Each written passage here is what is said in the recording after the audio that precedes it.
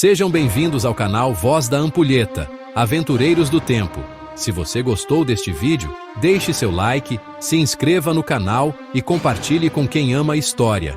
Ajude-nos a manter viva a Voz da Ampulheta, onde o passado ganha voz para iluminar o presente. Hoje, vamos mergulhar em uma história épica, uma saga de glória, poder, mas também de fragilidade e colapso. Prepare-se para desvendar os mistérios de Roma, do auge do seu império à sua queda estrondosa. Uma jornada que ainda ecoa até os dias de hoje. Sim, meus caros, Roma não foi construída em um dia, e sua derrocada também não. Neste episódio, vamos explorar os fatores que levaram ao fim de um dos maiores impérios da história. Intrigas, crises, traições e a ascensão de novos poderes. Abram seus livros de história, abram suas mentes, a viagem será épica. Apertem os cintos, porque a Voz da Ampulheta vai te levar ao passado. Roma antiga te espera. Roma era mais que um império. Era uma engrenagem de poder, administração, cultura e dominação.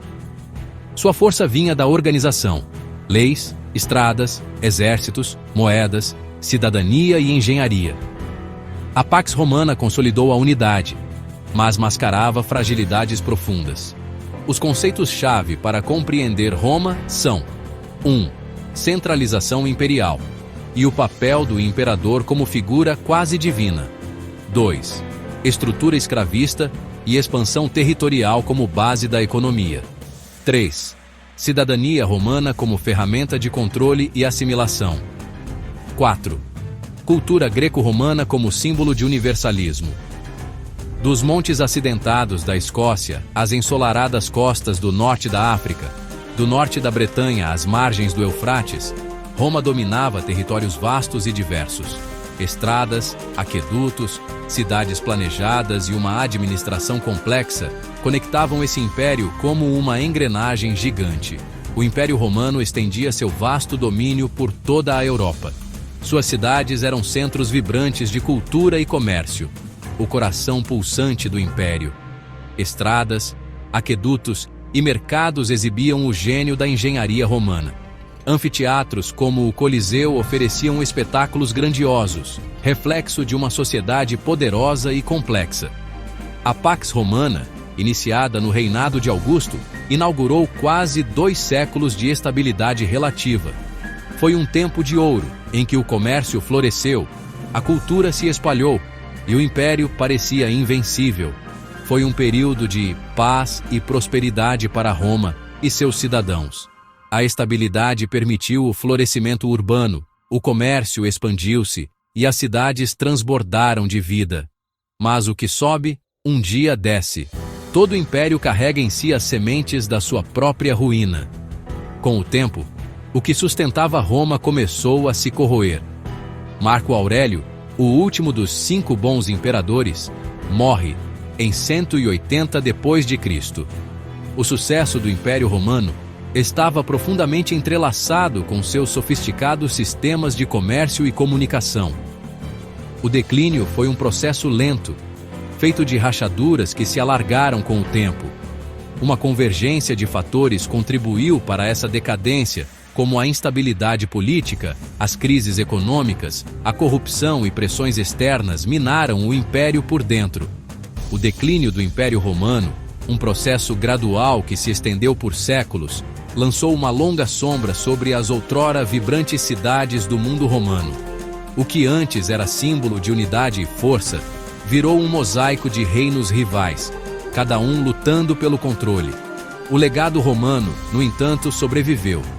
Roma caiu, mas nunca desapareceu. Seu legado permaneceu nas leis, na língua, na cultura, na arquitetura e em nossa memória coletiva. Imaginem só, por quase 2 séculos, Roma viveu um período de paz e prosperidade sem precedentes. Era a Pax Romana, um tempo de ouro que permitiu ao império florescer como nunca.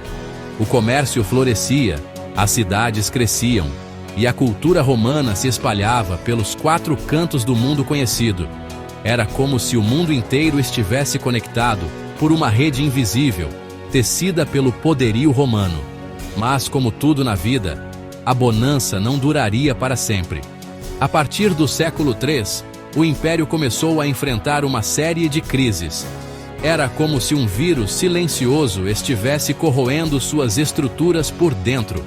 Revoltas populares explodiam nas ruas, generais ambiciosos disputavam o trono como lobos famintos, e o exército, antes invencível, agora se fragmentava. Com o fim da Pax Romana, o coração do Império começou a bater mais fraco. As estradas, antes seguras e movimentadas, se tornaram perigosas, infestadas por bandidos e saqueadores. Cidades outrora vibrantes agora viviam sob a sombra do medo e da incerteza. O fim da Pax Romana marcava o início do fim de uma era. A partir do século III, Roma entra em uma sequência de crises múltiplas. A crise econômica começou com a inflação, que é a desvalorização da moeda, seguida por uma queda na produção agrícola e do colapso do sistema escravista. Crises econômicas são: quando o dinheiro perde valor, os preços sobem e as pessoas não conseguem mais viver como antes. Roma gastava muito com guerras e não conseguia mais conquistar novos territórios, o que fazia faltar ouro, prata e escravos, os pilares da economia romana. Por que isso destrói uma sociedade? Porque as pessoas perdem a confiança no sistema, trocam dinheiro por favores, começam a fugir das cidades e o comércio para. Tudo trava. Há uma crise política, uma sucessão de imperadores assassinados ou depostos. Em 50 anos, Roma teve mais de 20 imperadores. Um jogo de poder sem fim. Militarização do poder. Generais passaram a disputar o trono apoiados por tropas leais. O império virou refém dos próprios exércitos. Urbanização em declínio. Cidades se esvaziam, elites rurais se isolam em vilas autossuficientes. Um embrião do sistema feudal. Pressões externas. Povos como godos, vândalos, hunos e alamanos pressionavam as fronteiras constantemente. Essa combinação levou a um processo de fragmentação, em que o Estado romano foi perdendo a capacidade de controlar seu próprio território. A militarização do poder é um problema grotesco e nunca uma solução satisfatória. Quando os generais se tornam imperadores ou presidentes, o exército passa a decidir quem manda em Roma, pois quem tem mais soldados tem mais voz ou força. Por que isso destrói uma sociedade? Porque a força vale mais que a lei. E quando a espada manda mais que o cérebro, a razão vai embora.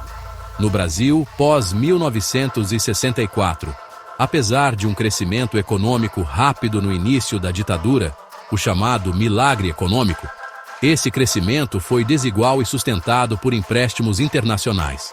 Depois, veio uma inflação alta, aumento da dívida externa e empobrecimento da população nos anos 1980, época chamada de a década perdida. Essa lição deixa claro que quando os governos priorizam números bonitos para fora, como o PIB, mas esquecem do povo, a crise bate forte. Economia ruim é quase sempre resultado de política ruim, concentradora e autoritária. O que é a militarização do poder? A militarização do poder é quando o poder sai das mãos de civis, eleitos, e vai para os militares, uma força armada. No Brasil pós-64, os generais passaram a controlar o país tomando decisões sem ouvir o povo. Isso criou um Estado autoritário e violento. A lógica da guerra passou a ser usada dentro do próprio país. Quem discordava era tratado como inimigo, era torturado, preso por vários meses e, em geral, mortos. Essa lição nos mostra que, quando quem manda é treinado para obedecer ordens e não para debater ideias, a sociedade perde liberdade. Militar no poder não resolve problema civil, só transforma tudo em repressão. Crise política é quando não há confiança nas instituições e o povo sente que não tem voz no governo, como a do Brasil pós-64, onde o golpe tirou um presidente eleito, João Goulart. e instaurou uma ditadura militar sem eleições diretas, e o povo perdeu o direito de participar das decisões. Houve censura, repressão e perseguições políticas, que sempre ou quase sempre resultava em prisões de inocentes, tortura e morte de qualquer ameaça aos militares. Essa lição nos mostra que uma sociedade que não pode escolher seus líderes vive na insegurança. Sem democracia, não há como corrigir os erros dos governantes. A crise política abre as portas para injustiças e desigualdade. Aqui vamos discutir alguns nomes de pessoas importantes que foram mortas pela ditadura militar brasileira, que ocorreu entre 1964 e 1985, seja por assassinato direto, tortura, desaparecimento forçado ou execução sob custódia do Estado. Muitos desses casos envolveram censura, repressão política e violência institucional, com investigações muitas vezes abafadas ou manipuladas à época. Entre os mortos ou desaparecidos políticos importantes no Brasil durante a ditadura militar, nota-se um padrão. Políticos, jornalistas e intelectuais são os mais perseguidos. Em geral, eles não suportam um professor. A perseguição e assassinato de intelectuais como os jornalistas, professores, os artistas, padres, estudantes universitários, entre outros durante a ditadura militar brasileira, teve razões estratégicas e ideológicas. Vamos discutir os motivos centrais por trás disso. Rubens Paiva, em 1971, era um ex-deputado federal pelo PTB. Foi sequestrado em sua casa no Rio de Janeiro por agentes do regime. Levado ao DOI-CODE, foi brutalmente torturado e assassinado. Seu corpo nunca foi encontrado. A Comissão Nacional da Verdade confirmou sua morte sob custódia do Estado, confirmando que ele desapareceu após ser preso. Rubens Paiva foi morto porque fazia denúncias públicas sobre desaparecimentos forçados. Vladimir Herzog, em 1975, era jornalista e diretor de jornalismo da TV Cultura. Foi preso e torturado no DOI-CODE em São Paulo. A ditadura tentou encobrir o assassinato como suicídio, mas foi comprovado que foi tortura até a morte. Ele foi convocado a depor no DOI-CODE de São Paulo em 1975. Horas depois, foi encontrado morto em sua cela. O regime alegou suicídio, mas evidências e testemunhos indicam que ele foi torturado até a morte. Vladimir Herzog foi morto porque denunciava abusos do regime militar na TV Cultura. O regime militar via nos intelectuais, artistas e jornalistas como ameaças potenciais à ordem estabelecida. Esses grupos eram associados a ideologias de esquerda e considerados capazes de influenciar a opinião pública contra o governo. A censura e a repressão buscavam eliminar qualquer forma de oposição ou crítica ao regime.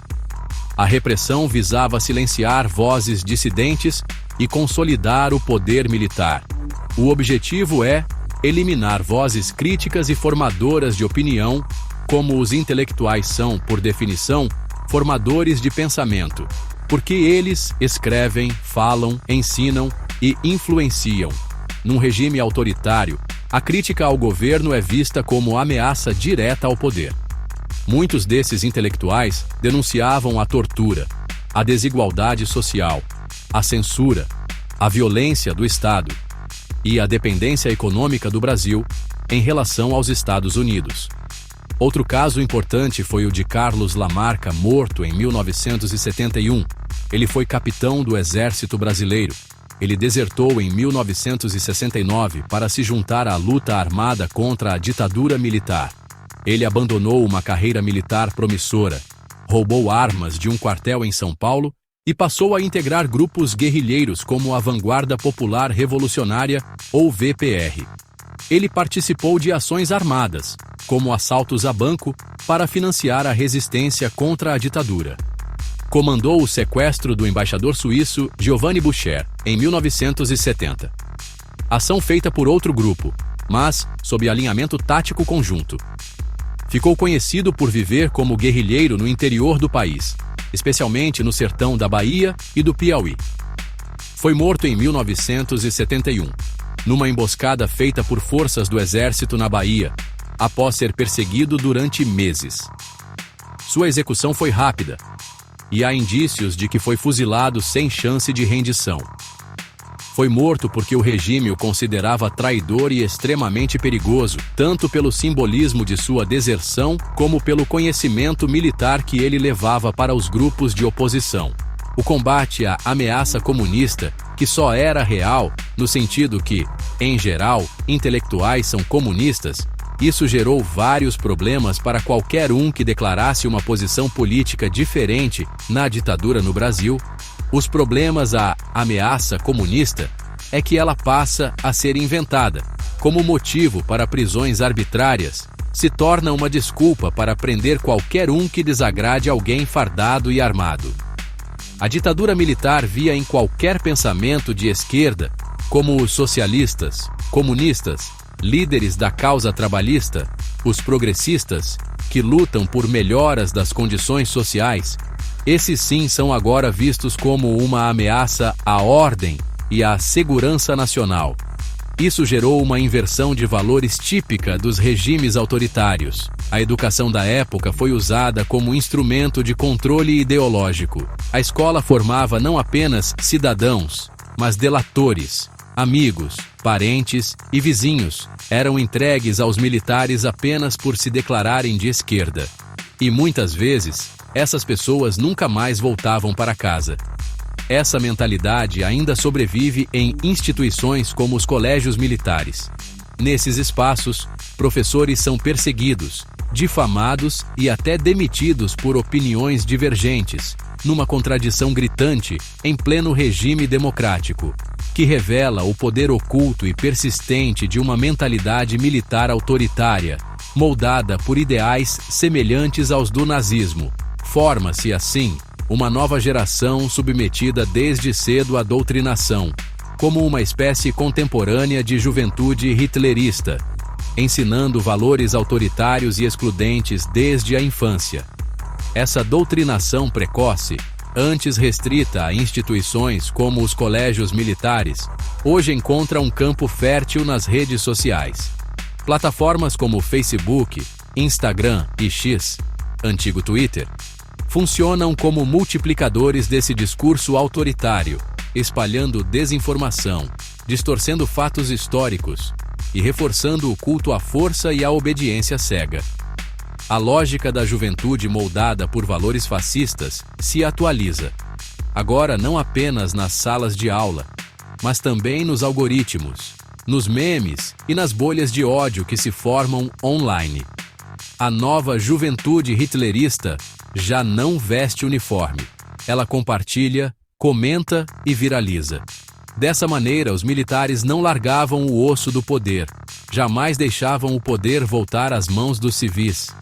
Mesmo quando a sociedade civil exigia redemocratização, os militares inventavam novos inimigos, ou ressuscitavam os antigos, para justificar sua permanência no comando. Pois sempre existia um inimigo novo a ser combatido, ou o velho retornava. O contexto internacional favorecia esse tipo de repressão. Durante a Guerra Fria, os Estados Unidos apoiaram golpes militares em toda a América Latina e incentivaram a perseguição a qualquer pensamento progressista. A Guerra Fria estava no auge, e os Estados Unidos, que já haviam promovido golpes militares em diversos países da América Latina, influenciavam fortemente a repressão na América Latina. Intelectuais costumam ter contato com teorias marxistas, freudianas, críticas ao capitalismo, e isso era visto como subversivo. Na prática, até padres que defendiam os pobres eram acusados de comunistas e perseguidos, como o padre Henrique e o Frei Tito, ou mesmo Dom Helder Câmara. O objetivo era romper redes de resistência e mobilização. Intelectuais ajudavam a organizar grupos estudantis, sindicatos, jornais alternativos e ações clandestinas de resistência. Matar ou prender esses líderes desarticulava movimentos inteiros.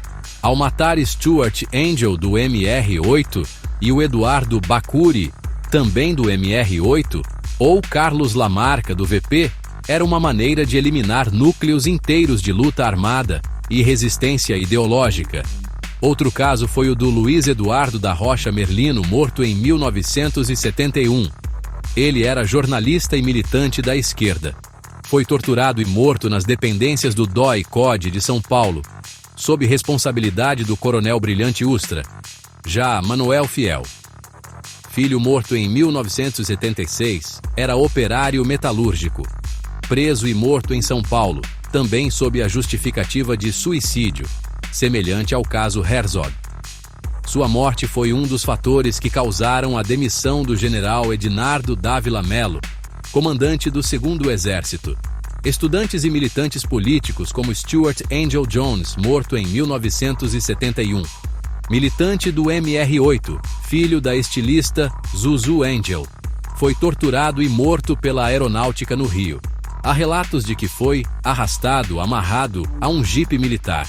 Seu corpo nunca foi encontrado, bem como Eduardo Collen Leite Bacuri, morto em 1970, também militante do MR8, que foi brutalmente torturado por semanas e morto no DOI-CODE do Rio. O laudo oficial indicava tiroteio, mas sua aparência provava execução sob tortura. Casos como o da Helene Guariba, que em 1971 era diretora de teatro, militante da resistência, foi presa no Paraná, levada ao DOI-CODE em São Paulo e desapareceu. É uma das desaparecidas políticas. Ou de Nalva Oliveira Teixeira, em 1973, era militante da ALN, Ação Libertadora Nacional. Foi sequestrada, torturada e assassinada em Salvador. Religiosos e defensores de direitos humanos como Frei Tito de Alencar Lima, em 1974, foi preso, torturado brutalmente no Brasil, foi exilado na França. As sequelas psicológicas foram tão graves que cometeu suicídio em Lyon, símbolo da repressão aos religiosos que apoiavam os oprimidos. Padre Henrique Pereira Neto, em 1969, atuava com jovens em Recife e denunciava a repressão. Foi assassinado por membros de um grupo de extermínio com ligações com o regime. Outras vítimas importantes ou simbólicas. Zuzu Angel, 1976, era estilista famosa, mãe de Stuart Angel. Morreu em um acidente de carro, forjado após denunciar internacionalmente o assassinato do filho. Documentos e testemunhos sustentam que foi assassinada pelo regime. Sônia Maria de Moraes Angel Jones, morta em 1973. Era a esposa de Stuart Angel, também militante da resistência. Foi presa e assassinada sob tortura. Teve os dentes arrancados e foi enterrada como indigente. Esses nomes representam apenas uma parte da brutalidade cometida pelo regime. A Comissão Nacional da Verdade reconheceu oficialmente 434 mortos e desaparecidos políticos. Mas esse número não inclui os milhares de presos, torturados e exilados. Muitos casos ainda não foram resolvidos e vários corpos nunca foram encontrados. Isso dificulta o pleno reconhecimento da violência de Estado e o processo de justiça histórica no Brasil. Há testemunhos que relatam o uso de ratos nas sessões de tortura contra mulheres durante a ditadura militar brasileira. Trata-se de uma das formas mais brutais e degradantes de violência sexual empregada por agentes do Estado. O uso de ratos como método de tortura era feito contra algumas mulheres que denunciaram que tiveram ratos introduzidos na vagina ou foram ameaçadas com isso durante os interrogatórios. O objetivo não era apenas arrancar informações, mas principalmente humilhar profundamente a mulher enquanto militante, destruir sua autoestima e dignidade, afirmar o domínio do poder militar sobre corpos femininos, considerados fora do lugar por participarem da política e da luta armada. Esse tipo de tortura era associado à misoginia estrutural da repressão, a ideia de que mulheres comunistas ou subversivas deviam ser punidas não só politicamente, mas sexualmente. A lógica de que mulheres militantes mereciam uma lição. Há diversas fontes e depoimentos. Relatos sobre esses abusos constam em Brasil, Nunca Mais, de 1985.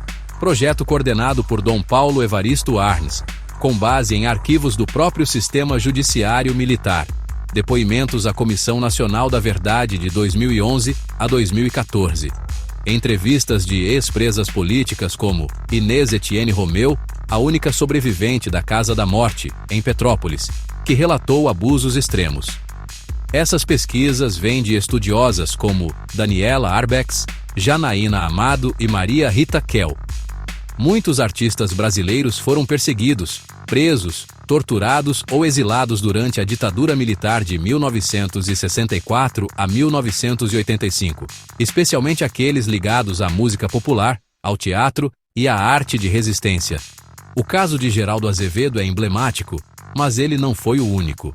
Vamos organizar isso de forma clara. Geraldo Azevedo foi preso em 1969, junto com Alceu Valença, acusado de ligação com grupos subversivos. Foi torturado no DOI-CODE do Recife, apesar de não ter envolvimento com ações armadas. Em entrevistas, relatou ter apanhado tanto que chegou a desmaiar e perder os sentidos. Posteriormente, escreveu músicas como Barcarola do São Francisco e Deus me proteja, marcadas por lirismo e resistência simbólica. Sua experiência traumática influenciou sua postura crítica e o conteúdo político de muitas de suas canções. Outros músicos e artistas perseguidos foram Gilberto Gil e Caetano Veloso, que presos em 1968 após o AI-5. Foram exilados em Londres, apenas porque eram conhecidos demais para serem mortos, onde continuaram produzindo música. O motivo da prisão? Músicas consideradas irreverentes e atitudes ameaçadoras à ordem. A canção É Proibido Proibir, de Caetano, virou um símbolo contra a repressão. Chico Buarque teve várias músicas censuradas, criava canções de duplo sentido para driblar a censura como Apesar de Você, Cálice. Chegou a ser chamado para depor e foi exilado na Itália por um tempo.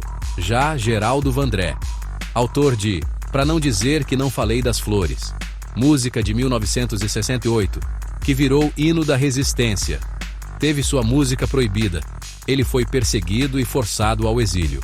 Retornou nos anos 70, mas foi silenciado e pressionado a se afastar da vida pública.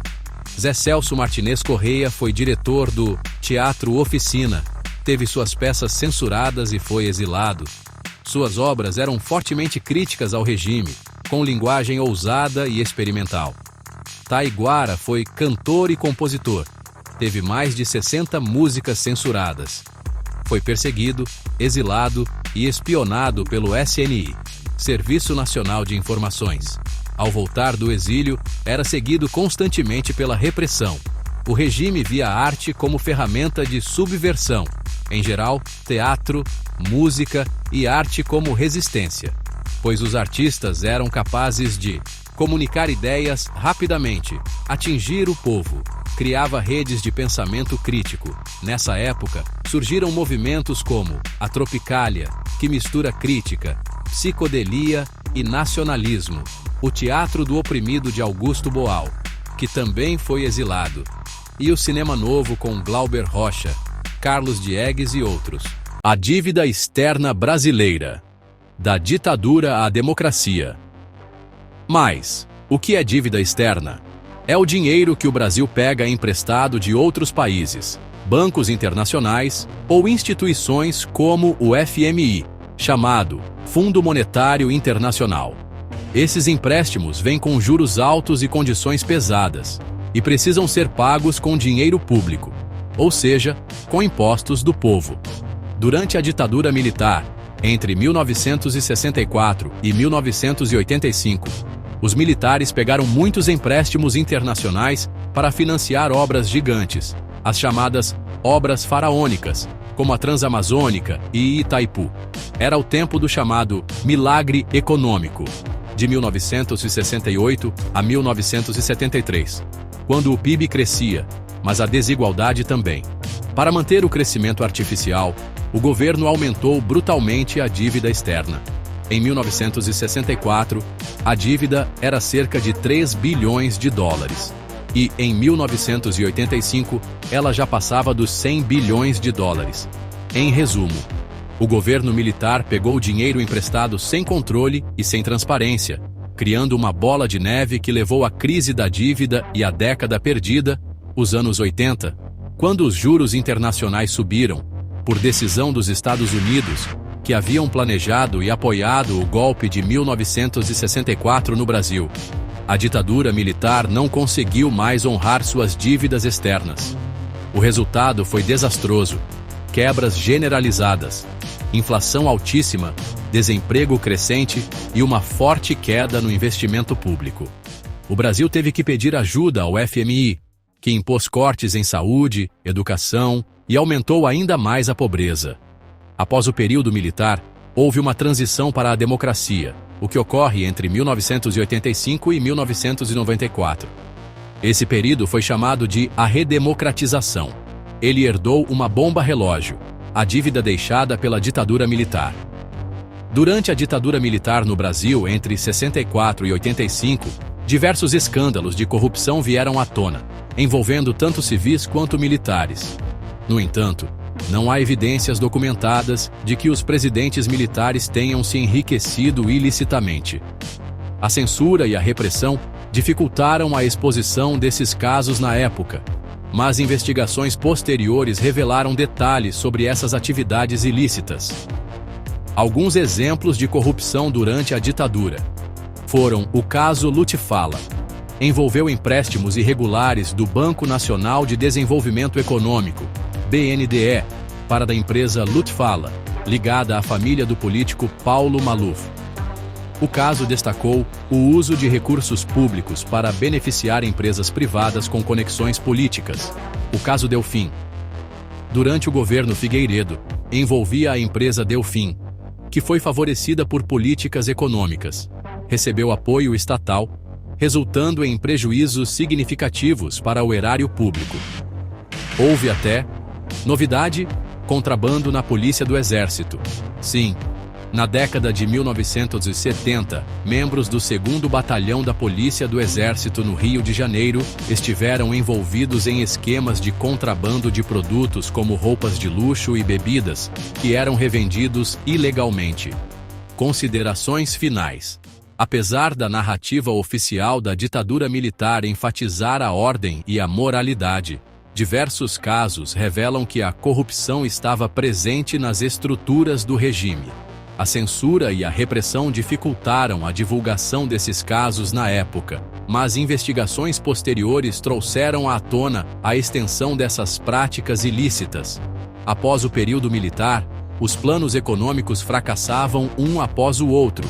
Eles tentaram conter a inflação, sem sucesso. O Plano Cruzado, de 1986, do governo Sarney, criou a moeda cruzado e congelou preços e salários em vão. O Plano Bresser, de 1987, também do governo Sarney, tentou corrigir erros do cruzado. Houve um novo congelamento de preços e moratória da dívida externa. Plano Verão, de 1989, de novo do governo Sarney, teve que criar uma nova moeda, o cruzado novo. Novamente um congelamento de preços e corte de gastos. E esse também falhou. A inflação continuou a subir e não houve controle fiscal. Por fim, o Plano Collor, 1990, do governo Collor, criou a moeda cruzeiro. Pera, outra vez? Sim. E como não deu certo, ele confiscou a poupança da população por 18 meses. Tentou cortar o dinheiro em circulação, mas gerou revolta e recessão. Houve uma hiperinflação que voltou com mais força. As trocas de moeda durante a ditadura militar entre 1964 e 1985 foram algo bizarro. Sim, o Brasil trocou de moeda durante a ditadura. Primeiro o cruzeiro, que sobreviveu até 1967. Depois o cruzeiro novo, de 1967 a 1970. E de novo o cruzeiro volta do nome antigo em 1970, com novo valor. As trocas de moeda foram uma forma de maquiar a inflação crescente. A economia cresceu em parte durante o período chamado de o Milagre Econômico, de 1968 a 1973, mas à base de dívida externa e concentração de renda, o que gerou efeitos desastrosos na década de 1980, a década perdida. O povo pagou com perda de salários, confisco da poupança, com o nosso amado presidente que também andava de jet ski, Fernando Collor. Isso tudo, a herança do militarismo chegou no ápice com os cortes das políticas públicas. E adivinha quem pagou a conta da dívida externa da ditadura? O povo brasileiro. Com mais impostos, menos serviços, inflação e empobrecimento. E o ciclo se repete de Roma ao Brasil. A dívida não desapareceu. Ela foi renegociada, convertida em dívida interna e continua sendo paga até hoje com recursos públicos. Ou seja, uma decisão autoritária do passado continua afetando nosso presente. Em um resumo factual validado sobre a corrupção e o enriquecimento ilícito de presidentes militares, não há provas diretas de que os presidentes militares brasileiros, como Castelo Branco, Costa e Silva, Médici, Geisel e Figueiredo, tenham se enriquecido ilicitamente de forma documentada. Porém, há fortes indícios de corrupção sistêmica e favorecimentos econômicos a grupos aliados, incluindo militares de alta patente e empresários. Mas a censura e a repressão se tornaram obstáculos à verdade. Era um período de censura à imprensa, do controle do judiciário e autoritarismo político, o que impedia que denúncias fossem investigadas ou divulgadas na época. Isso criou uma falsa ideia de moralidade e eficiência, muito difundida até hoje por parte dos defensores do regime. Escândalos e investigações posteriores. Jornalistas como José Carlos de Assis documentaram diversas irregularidades em obras públicas e esquemas de financiamento do governo com bancos estatais. Grandes obras como a Transamazônica, Ponte Rio-Niterói e Ferrovia do Aço foram realizadas sem transparência, favorecendo empreiteiras amigas do regime. Era uma corrupção institucionalizada, que fez uso do Banco Nacional de Habitação, o BNH, do BNDES, e de outras instituições para concessão de financiamentos dirigidos a empresários aliados, é hoje considerado um modelo de corrupção estrutural, mesmo sem nomes de presidentes diretamente envolvidos. Militares em funções administrativas foram frequentemente citados em denúncias de superfaturamento, contrabando e enriquecimento ilícito, ainda que poucas dessas denúncias tenham chegado à justiça, tanto por medo quanto por falta de liberdade institucional. Esses planos fracassados e as trocas de moeda mostram a herança desastrosa deixada pela ditadura militar na economia brasileira. Inflação descontrolada, dívida externa impagável, dependência internacional, desvalorização do dinheiro e sofrimento popular. A transição para a democracia não foi suficiente para conter a deterioração econômica sem reformas estruturais, que só começaram de fato com o Plano Real em 1994, já no governo Itamar Franco, com Fernando Henrique Cardoso como ministro da Fazenda. Conclusão: a dívida externa da ditadura foi como um cartão de crédito estourado que ninguém pediu, mas que todo mundo foi obrigado a pagar. A gente não escolheu, mas arcou com as consequências. Há um paralelo direto e inquietante entre o papel desempenhado por empresas no Brasil durante a ditadura militar, 1964-1985, e o comportamento de grandes corporações na Alemanha nazista, entre 1933 e 1945. Em ambos os contextos, empresas colaboraram ativamente com regimes autoritários, seja por convicção ideológica, por oportunismo econômico ou por medo.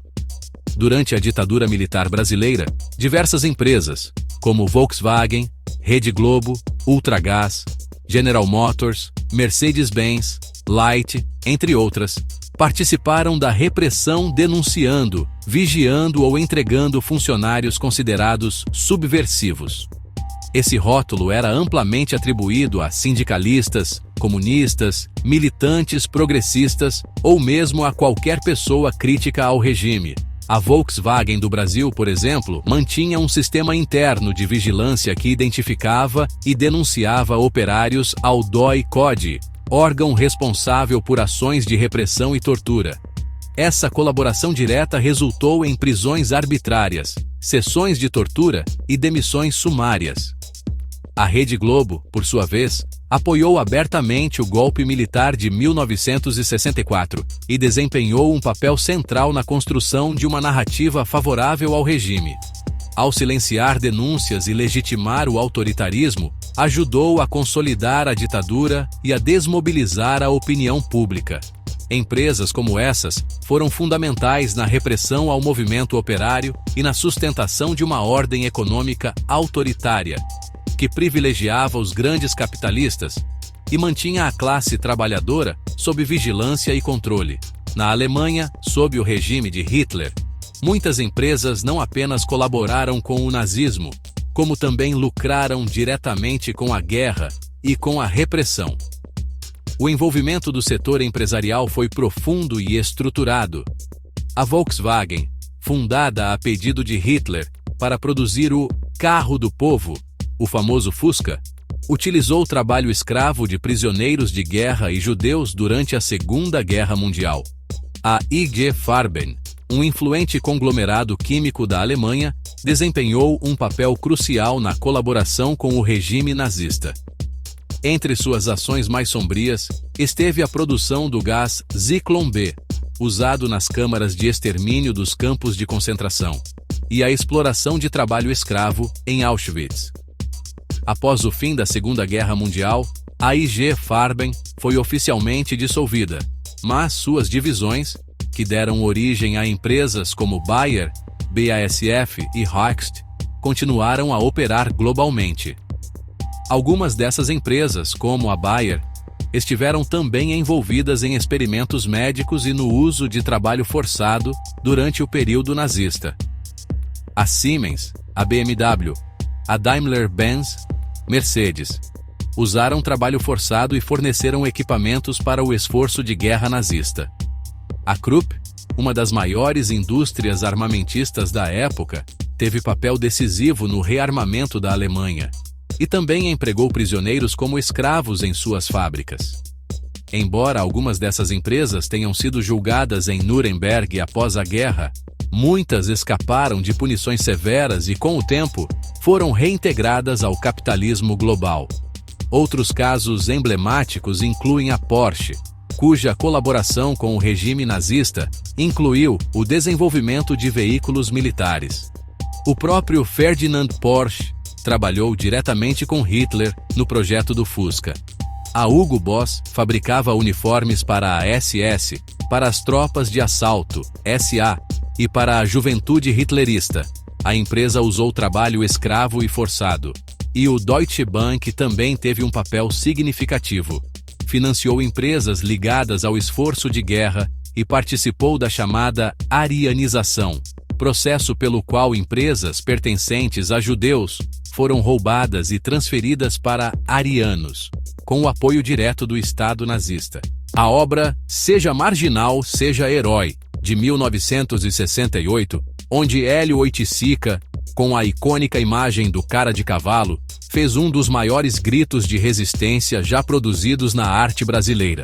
No auge da ditadura militar no Brasil, Hélio Oiticica produziu a obra Seja Marginal, Seja Herói, estampando a imagem de um homem negro, sem camisa, deitado no chão, morto. Esse homem é Manoel Moreira da Silva, o cara de cavalo, figura conhecida nas favelas do Rio e assassinado pela polícia em 1964. A foto foi tirada pelo fotógrafo Evandro Teixeira, e Hélio a transformou num estandarte, com a frase provocadora em letras garrafais. Isso foi uma afronta direta à lógica do regime, que classificava como inimigo interno qualquer corpo fora da norma. O negro, o pobre, o favelado, o artista, o comunista, o gay. O que a obra diz? Inverte a lógica do poder. Para o regime, o marginal é o inimigo. Para Oiticica, o marginal é o herói da resistência. O que não se rende, o que vive fora da norma, o que sobrevive ao sistema que o exclui. Exalta os corpos excluídos. Quando faz da arte de Oiticica, sempre esteve ao lado das classes oprimidas, os negros, os moradores das favelas, os usuários de drogas, os artistas não alinhados. Ao exibir o corpo morto de cara de cavalo como símbolo de heroísmo, Oiticica denuncia o genocídio da população preta e favelada, que já existia antes do discurso de guerra às drogas e que se intensificava na ditadura. Reivindica o direito ao delírio e à desobediência. A frase também desafia os padrões morais impostos. O marginal como criador de novas formas de vida e cultura.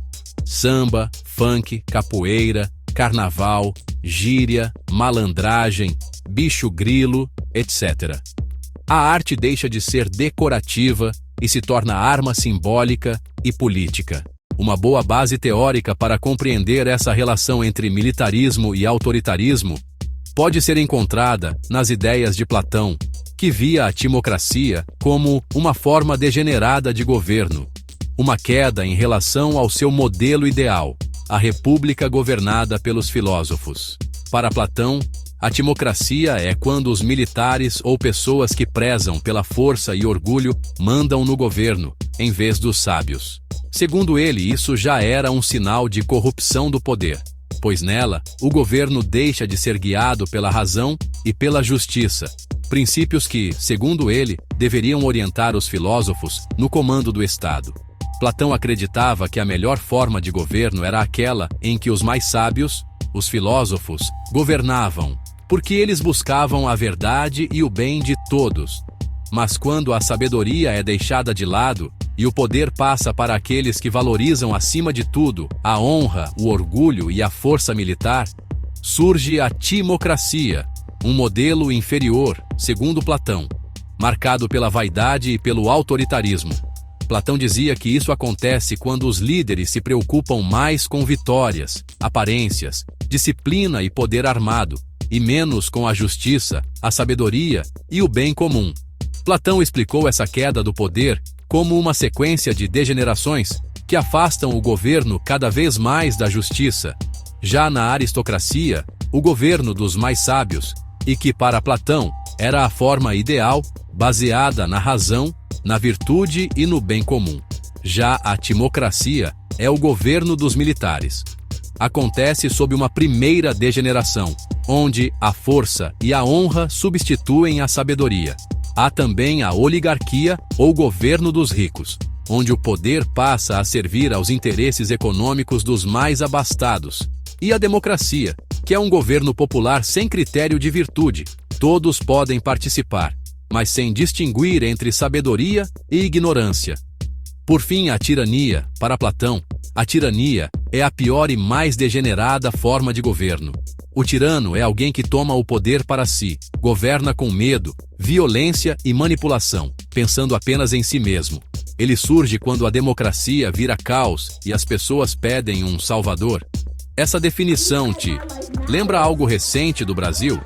Se sim, deixa nos comentários, por favor. E esse líder concentra todo o poder, elimina os adversários e destrói a liberdade. O tirano não tem virtude nem razão, só ambição e desejo de controle. Esse modelo filosófico nos ajuda a compreender como Platão analisaria regimes fortemente militarizados, como o Império Romano ou a ditadura militar no Brasil. Para Platão, um governo que valoriza mais a força do que a justiça, exalta o orgulho militar e se sustenta pela violência, em vez do diálogo, já pode ser considerado uma timocracia. A timocracia, segundo ele, é instável e tende a se transformar em oligarquia corrupta e, por fim, em tirania. Um exemplo disso foi o regime militar brasileiro, entre 1964 e 1985. Ele exaltava valores como honra, ordem e progresso, apresentando o exército como salvador da pátria. No entanto, por trás desse discurso, havia censura, repressão, corrupção e a destruição das liberdades democráticas. Um governo militar, para Platão, já seria uma forma degenerada, porque substitui o saber pela força e a justiça pela obediência. Na visão de Platão, esse tipo de governo já seria considerado corrompido, pois troca o saber pela força e a justiça pela obediência cega. Sobre a obediência autoritária, é possível perceber que as pessoas que obedecem a líderes autoritários às vezes fazem isso porque querem alguém mandando nelas. Mas no fundo, elas também querem ser o chefe. Adorno observa que, muitas vezes, as pessoas que obedecem a líderes autoritários não o fazem apenas por medo, mas porque, inconscientemente, desejam ocupar o lugar do chefe. É como se obedecer reforçasse a sensação de poder, como se estivessem mandando junto. Ao obedecer, elas sentem que participam do poder, como se estivessem no comando junto com o líder. É uma confusão. Elas obedecem, mas também se sentem fortes, porque acreditam que fariam o mesmo se estivessem no lugar do líder. É como torcer para um time e achar que a vitória também é sua. Essa identificação gera uma contradição. Elas sofrem sob o autoritarismo, mas se sentem parte dele, como torcedores que se apropriam da vitória do time como se fosse pessoal. Exemplo didático. Pense numa escola onde um aluno manda em todos os outros, mesmo sem ser líder de verdade. Alguns colegas obedecem porque têm medo. Outros obedecem porque gostam da sensação de estar do lado do chefe. E ainda dizem, se eu mandasse faria igual ou pior. É isso que Adorno está criticando. O que Adorno está dizendo é que, em regimes autoritários, as pessoas seguem o líder não só por medo ou respeito. Elas também se identificam com o poder dele. Mesmo que esse poder seja cruel ou irracional, elas aceitam e até gostam, porque imaginam que, se estivessem no lugar do líder, fariam o mesmo. Segundo Adorno, a obediência ao líder autoritário não se baseia apenas no medo. Muitas vezes, há uma identificação inconsciente com o poder.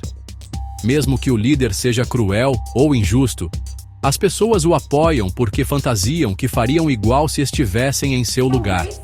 Essa identificação cria um paradoxo. O seguidor se sente oprimido, mas ao mesmo tempo, se sente o opressor. Ele sofre a repressão, mas se sente parte do poder. Isso gera um paradoxo. Quem obedece sofre a opressão, mas também sente que participa dela. É dominado, mas também se sente dominador. É o que acontece quando alguém diz: esse presidente é duro, mas é isso que o Brasil precisa. Mesmo quando o governo prejudica o povo, muita gente continua apoiando porque se sente representada pela força. A identificação com a imagem de força e controle faz com que muitos o defendam, como se o poder do líder fosse também seu, pela ordem, pelo controle. Elas se colocam no lugar do líder, mesmo sendo prejudicadas por ele. A conclusão transversal de Adorno está nos alertando para um perigo. Quando as pessoas deixam de pensar criticamente e se identificam com a figura do poder, mesmo que ela seja autoritária, elas ajudam a manter o sistema opressor vivo. Essa ideia explica não só o apoio a ditadores, mas também a repetição histórica do autoritarismo, como em Roma ou no Brasil pós-64. Adorno nos alerta que quando as pessoas param de pensar por si mesmas e se identificam emocionalmente com líderes autoritários, elas acabam reforçando o próprio sistema que as oprime. É esse padrão que se repete, de Roma à ditadura no Brasil. Voltemos a Roma. Governar um império tão vasto era como tentar domar um colosso. A distância entre as províncias, a lentidão das comunicações e as diferenças culturais tornavam o governo central cada vez mais frágil. A solução encontrada? Dividir para tentar governar melhor. Assim nasceu a separação. De um lado, o Império Romano do Ocidente, com capital em Roma. Do outro, o Império Romano do Oriente, com capital em Constantinopla, a joia do Oriente. No final do século IV, o imperador Teodósio dividiu formalmente o império entre Oriente e Ocidente. Constantinopla passou a liderar o Oriente, enquanto o Ocidente manteve sua capital inicialmente em Milão, depois em Ravenna e, por fim, em Roma. Mas a divisão que deveria trazer estabilidade acabou por selar o destino do Império Romano do Ocidente. O Oriente, mais urbano e economicamente robusto, sobreviveu como Império Bizantino. O Ocidente, enfraquecido por guerras internas, colapsou, enquanto o Oriente, mais rico e unido, florescia e se transformava no Império Bizantino. o Ocidente mergulhava em um mar de problemas. O sol se punha em Roma, mas seguia brilhando em Constantinopla. Em 476 d.C., o último imperador romano do Ocidente, Rômulo Augustulo, foi deposto por Odoacro, um chefe bárbaro. Não houve explosões ou desastres espetaculares. Foi um colapso lento, um esvaziamento institucional.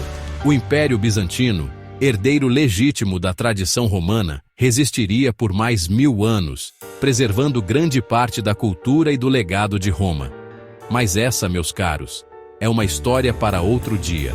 As estradas romanas.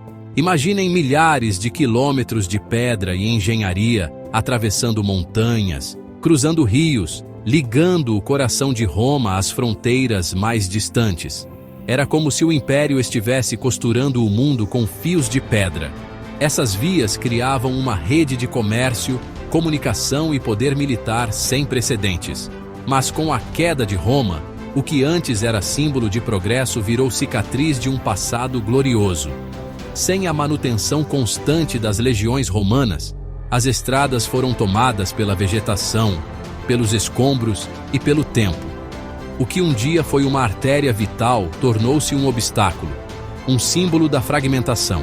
Com isso, o comércio decaiu, as cidades se isolaram e a comunicação tornou-se lenta e precária. Era como se a Europa estivesse andando para trás, mergulhando num tempo de isolamento e estagnação. As estradas que um dia uniram o mundo agora marcavam sua divisão. Dura lex, sed lex. A lei é dura, mas é a lei. E em se tratando de leis, os romanos eram mestres.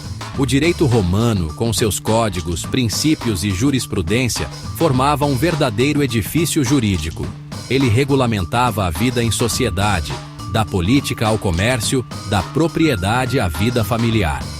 Mas o mais impressionante é que, mesmo com a queda do império, o direito romano não desapareceu. Como sementes lançadas ao vento, seus princípios se espalharam pelo mundo, influenciando profundamente os sistemas jurídicos da Europa e além. Muitos dos princípios que regem nossas leis até hoje, como o direito à defesa, a presunção de inocência e a ideia de justiça imparcial, nasceram em Roma. É como se os ecos da Roma antiga ainda reverberassem em nossos tribunais. Imagine um mundo sem dinheiro, sem moedas para facilitar trocas comerciais. Era assim a Europa antes da ascensão de Roma. Mas os romanos, visionários, perceberam o poder das moedas. O denário, estampado com o rosto do imperador, tornou-se símbolo de poder e estabilidade, facilitando o comércio por todo o império. Contudo, assim como as estradas, a moeda também sofreu com as crises. A desvalorização, causada pela escassez de metais preciosos e pela instabilidade política, corroeu o poder de compra do denário. Houve uma desvalorização monetária, causada pela escassez de metais preciosos e pela instabilidade política. Era como se o sangue da economia romana estivesse se esvaindo, corroendo o poder de compra do denário. Com o colapso monetário, a Europa mergulhou num período de trocas diretas e escambo. O comércio tornou-se mais difícil, lento e arriscado. Era mais um prego no caixão da economia romana. Era mais um sinal claro da decadência do sistema romano. Visualize um império no auge de seu poder sendo de repente abalado por uma série de crises. Era como se um gigante tivesse acordado furioso, pronto para destruir tudo ao redor. A crise do século III foi um período de caos. Imperadores fracos e corruptos, assassinatos, golpes, revoltas militares e invasões bárbaras. O império mergulhou em inflação descontrolada, instabilidade social e medo. Essa crise enfraqueceu profundamente o exército e corroeu a confiança na ordem romana. Foi um aviso sombrio. Roma não era mais invencível. Diz o ditado: o poder corrompe, e o poder absoluto corrompe absolutamente. E em Roma, a corrupção se espalhou como uma doença, contaminando o coração do império. Imperadores gastavam fortunas em banquetes extravagantes, enquanto o povo passava fome. Senadores negociavam leis em benefício próprio, enquanto o sistema judicial apodrecia. A corrupção corroeu a confiança no governo, minou a moral do povo e enfraqueceu as instituições romanas.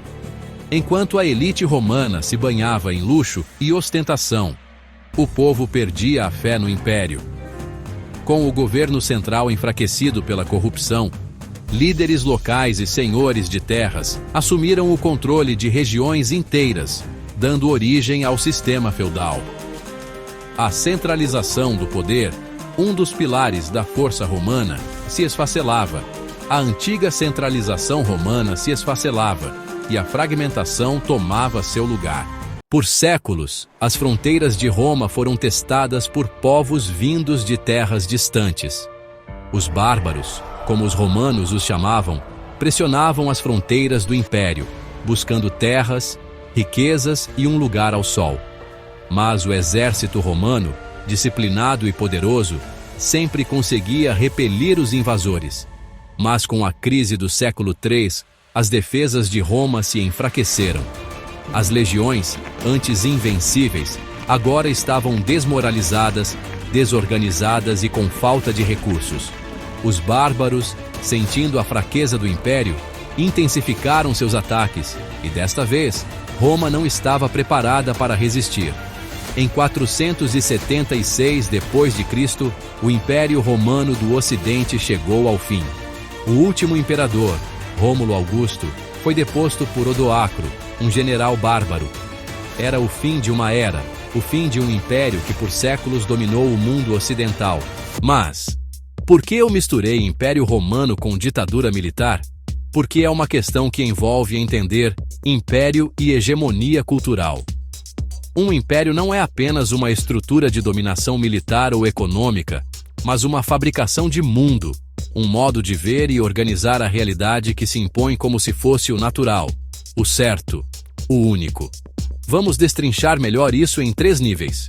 Primeiro, o império como forma de poder total. Um império não domina só pela força.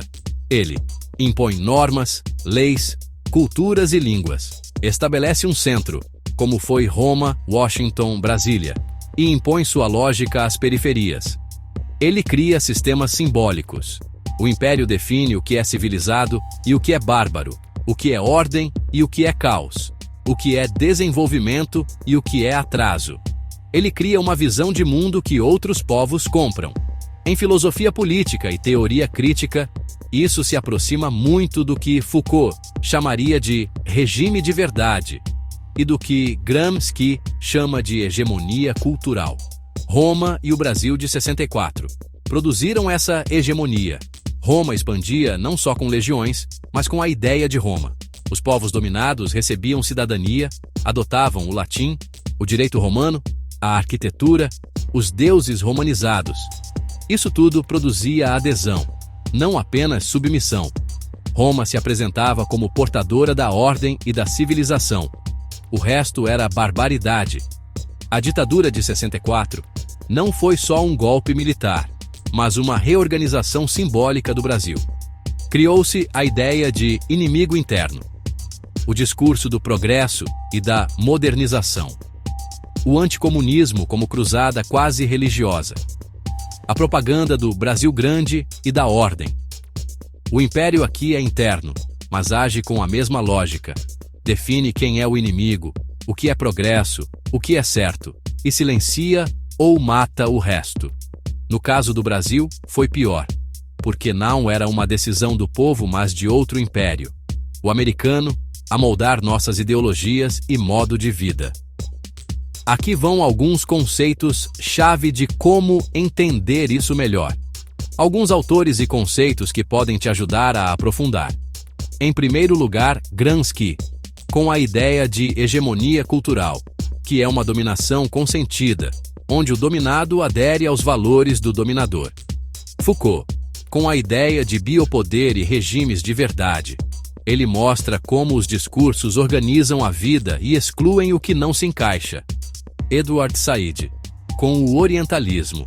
Ele expõe como o Ocidente inventa o Oriente, como algo exótico e inferior, apenas para justificar dominação. Deleuze e Guattari, com as ideias de agenciamento e captura, eles nos mostram como potências de vida são capturadas por sistemas como o Estado. Ou até mesmo, para finalizar, Achille Mbembe e sua necropolítica. Ele deixa claro que o poder de decidir quem vive e quem morre é mais do que colonial e imperial, mas também muito útil para pensar ditaduras. Em resumo, o império não domina só com armas ou dinheiro. Ele convence. Ele faz parecer natural o que é violento. Faz com que o dominado sonhe com a lógica do dominador. Essa percepção de que ninguém percebe é justamente a eficácia máxima do império e da colonização. Quando a violência já não é mais percebida como violência, mas como natural, cultural, histórica ou até como nossa identidade. Todo esse processo de internalização apaga a identidade. O caso do português no Brasil também foi, nesse sentido, uma violência invisível. Quando Portugal obrigou todos aqui a falar português, isso não foi só uma mudança linguística, foi uma aniquilação de mundos. Mais de 1000 línguas indígenas existiam antes da colonização. Com o tempo, o português se tornou a única língua válida, escolar, institucional, jurídica, religiosa, bonita. Outras línguas, indígenas, africanas, até o tupi usado nos primeiros séculos, foram apagadas, silenciadas ou ridicularizadas. Resultado? Hoje o brasileiro fala português, pensa em português, reza em português, ama em português e acha normal. Acha que sempre foi assim. E aí está o ponto-chave. O maior sucesso da dominação é quando ela se torna invisível, internalizada como identidade. O problema maior é que ninguém ensinou isso. A escola muitas vezes reproduz a lógica do colonizador, onde o professor de filosofia e história muitas vezes é tido como ameaça real. Ela ensina o português como língua pátria, sem questionar como essa língua virou a pátria. Fomos ensinados a desprezar a diferença. As línguas indígenas, as africanas ou regionais foram associadas a atraso, erro, ignorância. A língua portuguesa e a religião cristã acabaram por proibir outros idiomas, que foram apagados ou exterminados. E isso foi feito de tal forma que hoje nem parece que aconteceu. E assim termina a nossa jornada pela história de Roma, desde o auge da Pax Romana até a queda do Império Romano do Ocidente. Mas não se enganem, Roma não desapareceu completamente. Seu legado, como um fantasma do passado, ainda vive em nossa cultura, em nossas leis, em nossa arquitetura. Roma não morreu, ela se transformou. Suas ideias, seus valores e suas realizações continuaram a influenciar o mundo por séculos, moldando a civilização ocidental como a conhecemos. As estradas romanas podem ter se desfeito, mas sobre suas ruínas, novas estradas foram construídas, novas rotas foram traçadas. E a vocês, meus caros, fica a lição: nenhum império, por mais poderoso que seja, dura para sempre. A história de Roma é um lembrete de que a glória é efêmera, o poder é transitório e que até mesmo os maiores impérios podem ruir. Se você gostou deste conteúdo, curta, salve, compartilhe, comente e se inscreva no canal. Obrigado.